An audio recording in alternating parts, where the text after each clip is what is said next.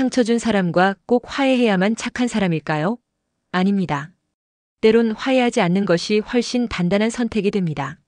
자신보다 상대를 더 우선시한 채 억지로 미소를 지으며 손을 내미는 관계는 결국 스스로를 해치는 일이 될 수 있습니다. 부산 동래구에 거주하는 67세 김정순 어르신은 이렇게 말씀하셨습니다.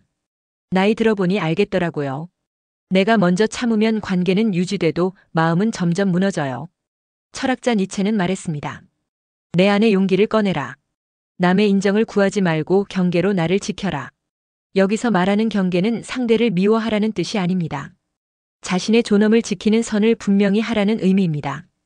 당신의 마음은 아무렇게나 다뤄져도 되는 물건이 아닙니다. 누군가 당신을 반복해서 아프게 했다면 그 사람이 웃고 다가왔다고 해서 다시 웃어줄 의무는 없습니다. 우리는 알고 있습니다.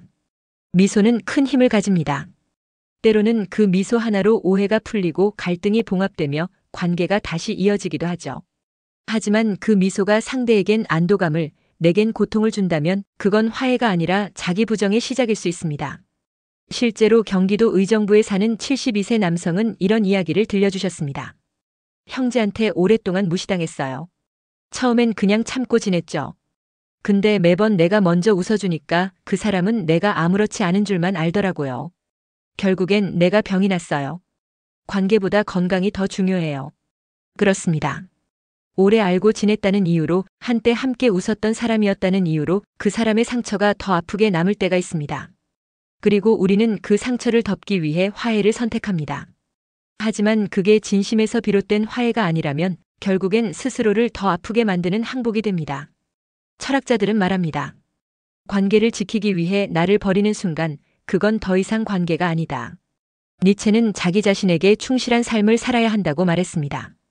그 말은 곧 나를 먼저 지키는 것이 진짜 의미 있는 관계의 출발점이라는 뜻입니다. 이제는 바뀌어야 합니다. 억지로 웃지 않아도 됩니다. 불편한 관계를 꼭 유지하지 않아도 됩니다. 그 사람의 눈치보다 당신의 마음을 먼저 살펴보세요. 진짜 착한 사람은 모든 걸 참는 사람이 아닙니다. 자신을 해치는 관계에서 용기 있게 빠져나오는 사람입니다. 상처 준 사람과 꼭 화해해야 착한 사람인가요? 이 질문에 69세 김혜순 어르신은 단호하게 말씀하셨습니다. 절대 아니에요. 나를 무시했던 사람에게 웃으며 또 다가갔더니 그 사람은 내가 당연히 용서할 거라 생각하더라고요. 더는 안 그럴래요.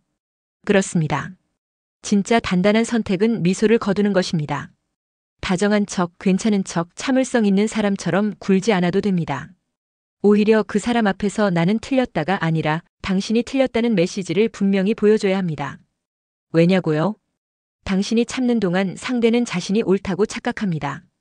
당신이 침묵하면 그들은 이 정도는 괜찮은 거야 라고 학습합니다. 그리고 그 학습은 반복됩니다.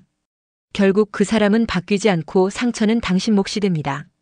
경기도 안산에 사는 73세 이정필 어르신의 사례는 뼈아픈 교훈을 줍니다. 나보다 10살 어린 형제한테 늘 져줬어요. 미안하단 말 한마디 없이 당연하단 듯이 대하더라고요. 어느 날 그 사람은 더 이상 사람 같지 않게 보였어요. 그 반복을 끊는 방법은 화해가 아니라 거리입니다. 당신이 사라졌을 때 당신 없는 자리가 불편하다는 걸 그 사람이 느껴야만 비로소 당신의 존재가 존중의 무게로 다가갑니다. 기억하세요. 침묵 속의 미소는 평화가 아니라 자기 배신일 수 있습니다. 그 미소 하나가 상처를 덮는 동시에 당신의 존엄도 함께 덮을 수 있기 때문입니다. 흔히들 말합니다. 잊어야 산다. 용서해야 편하다. 그러나 모든 상처가 잊어도 되는 건 아닙니다. 어떤 기억은 당신을 지키는 울타리가 됩니다. 그 기억이 있기 때문에 당신은 다시는 같은 사람에게 같은 상처를 반복하지 않을 수 있습니다. 철학자 에픽테토스는 말했습니다. 너를 아프게 한 것은 사건이 아니라 그 사건에 대한 너의 생각이다. 그러니 이제 생각을 바꿔야 합니다. 내가 약해서 아팠다가 아니라 그 사람이 무례했기 때문에 아팠다고. 그 시선의 전환이 자책에서 자존으로, 복종에서 경계로 당신의 마음을 옮겨놓습니다. 부산 사하구에 사는 66세 한복자 어르신은 이렇게 말합니다. 그 사람을 떠올려도 이제는 심장이 요동치지 않아요. 내가 스스로를 지켰기 때문이에요. 물론 주변에서는 이렇게 말할 수도 있습니다. 그래도 내가 좀 참지. 그렇게 단호하게 굴 필요가 있었어? 하지만 그런 말은 언제나 밖에서 보는 사람들이 하는 말입니다. 그들은 당신이 견뎌낸 밤을, 가슴이 무너져 잠들지 못했던 새벽을 모릅니다. 당신만이 압니다. 그 사람이 당신을 얼마나 가볍게 여겼는지, 그 말 한마디가 얼마나 독하게 박혔는지를. 그러니 지금 당신이 보여주는 단호함은 충분히 정당합니다. 이제는 그 자리에 다시 가지 않아도 됩니다. 그 관계를 끝내도 누가 뭐라 해도 당신이 마땅히 누려야 할 평화입니다. 철학은 언제나 묻습니다. 당신의 삶의 주인은 누구입니까? 지금 이 질문에 이제는 이렇게 대답할 수 있어야 합니다. 이제는 나입니다. 더는 아무도 당신을 함부로 다룰 수 없습니다. 당신이 스스로를 그렇게 두지 않는다면 상처는 어느 날 갑자기 시작되지 않습니다. 아주 작은 선 하나를 넘는 데서 시작됩니다. 그 선을 지켰어야 했는데 우리는 웃으며 넘기고 이해하며 받아들이고 좋은 사람이 되고 싶어서 그냥 지나쳤던 겁니다. 그러나 그 순간 상대는 배웁니다. 이 사람은 나를 불편하게 만들지 않겠구나. 이 정도 해도 괜찮겠구나. 그 배움이 반복되면 결국 당신은 가볍게 여겨지고 존중은 사라집니다. 아리스토텔레스는 말했습니다. 존엄은 스스로 지켜야 합니다. 아무리 좋은 마음으로 시작된 관계라도 당신이 스스로를 낮춘다면 그 사람은 당신을 굳이 높게 보지 않습니다. 어느 날은 웃으며 넘겼고, 어느 날은 침묵했고, 어느 날은 내가 먼저 사과했습니다. 그 모든 순간들이 지금의 이 자리를 만들었습니다. 하지만 이제는 다릅니다. 이제부터는 당신이 당신의 존엄을 지킬 차례입니다. 왜 자꾸 내 탓처럼 느껴질까요? 74세 전북 정읍에 사는 김봉자 어르신은 이런 말씀을 하셨습니다. 그 사람이 잘못했단 건 알고 있어요. 그런데도 밤에 혼자 누우면 자꾸 제가 너무했나 싶어지는 거예요. 이 말은 많은 분들의 마음을 건드립니다. 분명히 상처받은 건 나인데 죄책감은 왜 자꾸 내 몫이 되는 걸까요? 그 이유는 단 하나입니다. 너무 오래 참았기 때문입니다. 참는 게 미덕인 줄 알았고 좋은 사람은 다 이해해야 한다고 배웠습니다. 하지만 이제는 달라야 합니다. 다른 사람보다 먼저 내가 나를 존중하는 방식으로 경계를 다시 그어야 합니다. 다시는 그 선을 넘지 못하도록. 이건 아니다 라고 분명히 말할 수 있어야 합니다. 경북 영천에 사는 68세 이창희 어르신은 말합니다. 그 말을 꺼냈다고 내가 나쁜 사람이 되는 건 아니더라고요. 오히려 그제야 나 자신이 된 느낌이었어요. 문제는 상대가 아니라 자꾸 스스로를 가볍게 대하는 우리 자신일 수 있습니다. 철학은 묻습니다. 당신은 당신을 어떻게 대하고 있습니까? 이 질문에 우리는 이렇게 답해야 합니다. 나는 이제 더 이상 나를 낮추지 않겠습니다. 이제 누군가가 다시 다가올 때는 내가 정한 기준 안에서만 그를 바라보면 됩니다. 그때부터 아무도 당신을 쉽게 다룰 수 없습니다. 그는 왜 사과하지 않았을까요? 그건 죄책감을 느끼지 않기 때문입니다. 당신은 기다렸습니다. 그 사람의 단 한마디 사과를. 서울 강서구에 사는 71세 김미선 어르신은 이렇게 이야기합니다. 한마디만 사과했어도 괜찮았을 거예요. 근데 끝내 아무 일 없다는 듯이 연락 오더라고요. 그렇습니다. 그는 몰랐던 게 아니라 알면서도 책임지기 싫었던 겁니다. 철학자 칸트는 말했습니다. 양심은 마음 안에 있는 도덕 법정이다. 그 법정이 살아있는 사람이라면 다른 이의 고통을 침묵으로 덮지 못합니다. 하지만 어떤 사람은 죄책감을 감당하지 않기 위해 더 빨리 외면하고 더 단단히 잊어버립니다. 그 사람이 아무렇지 않아 보이는 이유는 당신의 고통을 중요하게 여기지 않았기 때문입니다. 그런 사람에게서 사과를 바라는 일은 끊임없이 무너지는 기대를 품는 것과 같습니다. 이제는 멈추어야 합니다. 그 사람은 이미 보여줬습니다. 자신이 어떤 사람인지 말 한마디 없이 무심하게 아무 일 없던 사람처럼. 그것이 바로 그 사람의 진심이었습니다. 충남 당진에 사는 67세 윤혜준 어르신은 이렇게 말씀하십니다. 그 사람은 나를 알고도 그랬어요. 내 표정, 내 눈빛 다 알았을 거예요. 그렇습니다. 이제는 그 무게를 당신 혼자 짊어지지 마세요. 가볍게 던진 말과 행동의 책임을 당신 혼자 껴안고 살아가지 마세요. 진짜 회복은 사과를 받는 데서 오는 것이 아니라 다시는 그 사람에게 기대지 않는 데서 시작됩니다. 기억하세요. 진심 어린 사과는 양심이 깊은 사람만이 할 수 있는 겁니다. 사람들은 말합니다. 그래도 그동안 잘 참았잖아. 왜 이제 와서 그러냐? 하지만 그 말은 겉만 본 사람들이 하는 이야기입니다. 그들이 모르는 밤, 모르는 고통, 모르는 마음이 당신 안에 쌓여 있었습니다. 당신의 단호함은 변한 게 아니라 비로소 당신의 목소리를 찾은 것입니다. 그래도 좋은 사람이어야지. 이쯤에서 넘어가야지. 이런 생각들이 당신을 침묵하게 했고 결국 스스로를 조용한 감옥에 가둬버린 것입니다. 그런데 어느 날 한마디 말 한 번의 무시, 그 작은 조각이 그 감옥의 벽을 깼습니다. 그 순간을 사람들은 변했다고 말하지만 사실은 이제서야 당신이 진짜 당신 자리로 돌아온 것입니다. 노자는 말했습니다. 물처럼 살아라. 하지만 그 물은 흐를 방향을 아는 물이어야 합니다. 어디든 흘러들어가며 스스로를 탁하게 만드는 것이 아니라 바위를 만나도 자기 길을 포기하지 않는 물이어야 합니다. 당신의 분노는 감정의 폭발이 아니라 비로소 스스로를 지키기 시작한 증거입니다. 철학은 말합니다. 시간보다 중요한 것은 방향이다. 지금 당신은 침묵 속에 갇혔던 나를 꺼내고 잃어버렸던 경계를 다시 세우고 있습니다. 그리고 그건 단지 변한 게 아니라 회복하는 중이라는 뜻입니다. 선을 넘은 사람은 반드시 다시 넘습니다. 강원도 삼척에 사는 72세 박영순 어르신은 말합니다. 처음엔 장난처럼 들려서 웃고 말았어요. 근데 한두 번 그러더니 나중엔 눈빛도 말투도 점점 달라지더라고요. 그렇습니다. 처음엔 아주 작았습니다. 말끝을 흐리거나 장난처럼 던진 농담 한마디. 당신은 애써 웃었고 괜찮은 척 넘겼습니다. 그 다음은 더 노골적이었습니다.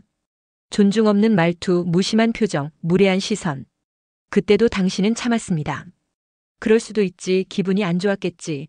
하지만 그 순간 그 사람은 당신의 경계를 시험하고 있었던 겁니다.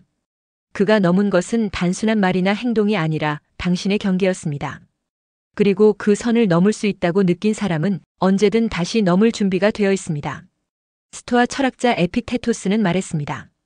외부의 자극이 아니라 내면의 기준이 흔들릴 때 사람이 무너진다. 우리는 종종 타인을 배려한다는 이유로 스스로의 기준을 낮춰버립니다. 하지만 그 순간부터 누군가는 당신을 아주 쉽게 지우기 시작합니다. 처음엔 말끝이었고 나중엔 중심까지 들어와 당신의 마음 전체를 흔들게 됩니다. 그래서 경계는 초반에 작을 때 분명하게 그어야 합니다. 경남 통영에 사는 68세 정대용 어르신은 말합니다. 그때 단호하게 말했어야 하는데 내가 그걸 못했어요. 결국 나만 괜히 약한 사람이 돼버렸죠. 그렇습니다. 한 번 선을 넘은 사람은 그 감각을 잊지 않습니다.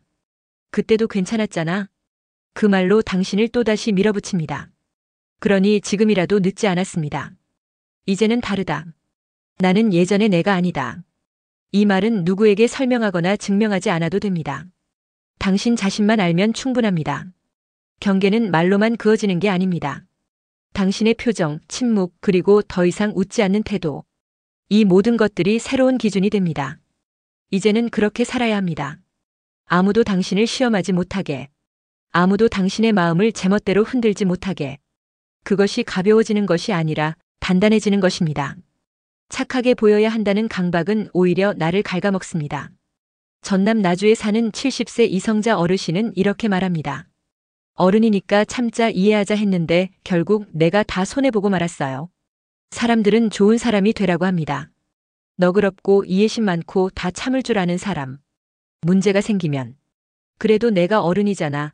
내가 한 번 더 참자라고 스스로를 다독입니다. 하지만 그렇게 참을수록 당신만 계속 아프게 됩니다. 그건 착한 것이 아니라 스스로를 버리는 삶입니다. 심리학자 브레네 브라운은 말합니다. 진짜 강한 사람은 자신의 감정을 숨기지 않고 솔직하게 드러낼 줄 아는 사람이다. 당신은 지금까지 착하게 보이기 위해 진짜 감정을 꾹 눌러왔습니다. 분노도 실망도 상처도. 이제는 더 이상 그럴 필요 없습니다.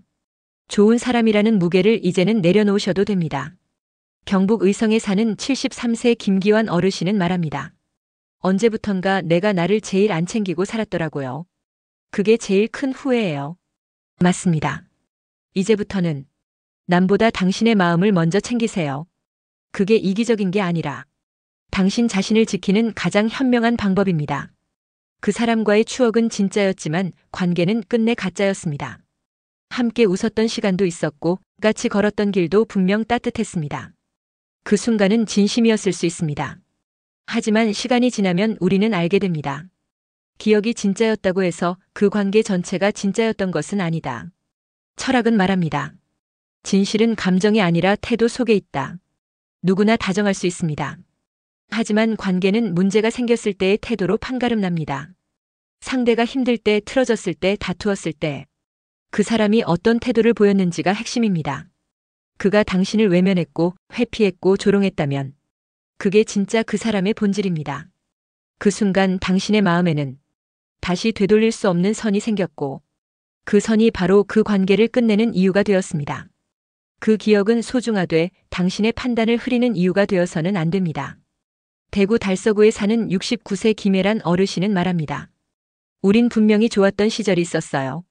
그래서 더 혼란스러웠죠. 내가 착각한 건 아닐까 싶어서. 맞습니다. 그때의 기억은 진심이었기에 따뜻했습니다. 하지만 그 기억이 오늘의 상처를 무효화하진 않습니다. 심리 철학자 아들러는 말합니다. 기억은 현재를 지배할 수 있지만 미래를 결정해서는 안 된다. 당신이 그 추억을 부정할 필요는 없습니다. 다만 그 추억이 당신을 다시 그 사람에게 끌어당기게 해서는 안 됩니다. 그때의 햇살은 분명 따뜻했지만 지금은 계절이 바뀌었습니다. 이제는 그 사람 없는 내일을 위한 새로운 기억을 준비할 시간입니다. 서울 강북구에 사는 72세 이기철 어르신은 말합니다. 그땐 그냥 괜찮았던 시절이었고 지금은 나한테 맞지 않는 사람이라는 걸 깨달은 거죠. 맞습니다. 막막함은 텅 빈 것이 아니라 다시 채울 수 있는 가능성입니다. 당신은 다시 웃을 수 있습니다. 이번에는 누군가에게 휘둘리지 않는 웃음으로, 관계 속에서 상처받지 않는 온기로. 그 사람 때문이 아니라 당신이 특별했기에 사랑이 가능했던 겁니다. 사람들은 종종 이렇게 자책합니다. 내가 부족해서 그런 거 아닐까? 그 사람은 왜 나한테 그렇게까지 했을까? 하지만 그 질문이 시작부터 당신을 작게 만들고 있습니다. 진심을 다했던 사람은 그만큼 오래 기억합니다. 그 기억 때문에 스스로를 의심하기도 하죠. 그러나 철학은 말합니다. 내가 사랑할 수 있었던 건 내 안에 그만한 사랑이 있었기 때문이다.